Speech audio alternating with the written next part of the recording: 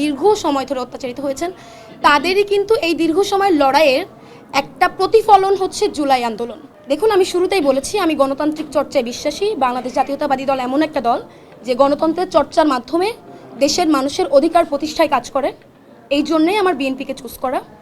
এবং দলের ব্যাপারে এটা আসলে যে দল আমাকে মনোনয়ন দিবে কি না দিবে, তবে দলের হয়ে একজন কর্মী হয়ে কাজ করার অভিজ্ঞতা আমার থাকবে সবসময়।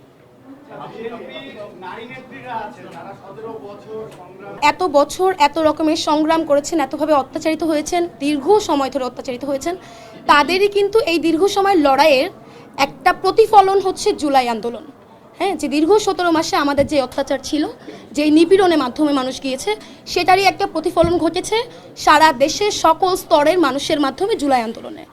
সুতরাং এখানে আসলে কেউ বা দলের নেত্রীরা আসলে এখানে তারা অবশ্যই তাদের জায়গা থেকে দলের জন্য সর্বোচ্চ করেছেন, দলের জন্য সর্বোচ্চ করছেন, তাদের বিষয়ে অবশ্যই দল দেখবে। তবে আমার কথা তো ওইটাই, আমি যেহেতু ছোট মানুষ, একজন ক্ষুদ্র মানুষ, আমার রাজনৈতিক অভিজ্ঞতা কম, কিন্তু মানুষের সঙ্গে কাজ করার অভিজ্ঞতা যেহেতু আমার আছে, এবং জেনজি এবং জেন আলফা নেক্সট যে জেনারেশন, আমার যেই তরুণ প্রজন্ম, তাদের কণ্ঠস্বর হওয়ার মতো সক্ষমতা যেহেতু আমার আছে, আমি আমার এই সক্ষমতা এবং আমার দলের অভিজ্ঞতাকে নিয়েই আগাতে চাই। আসলে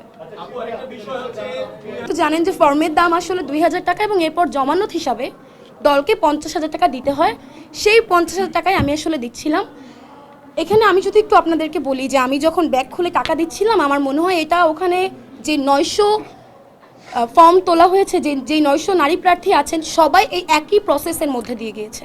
এখন আপনার বিষয় হচ্ছে যে আমি যে এই স্বাভাবিক কাজটা করতেছি, এইটাকে এতটা লাইমলাইট, এতটা হাইলাইট যে আমি ব্যাগ থেকে টাকা বের করছি, এটা তো আসলে এটা দরকার নেই। এটা একটা স্বাভাবিক প্রক্রিয়া, এটা সবাই করেছেন, এবং এটা সেই প্রক্রিয়ার মধ্যে দিয়ে আমাকেও যেতে হয়েছে আসলে। ধন্যবাদ।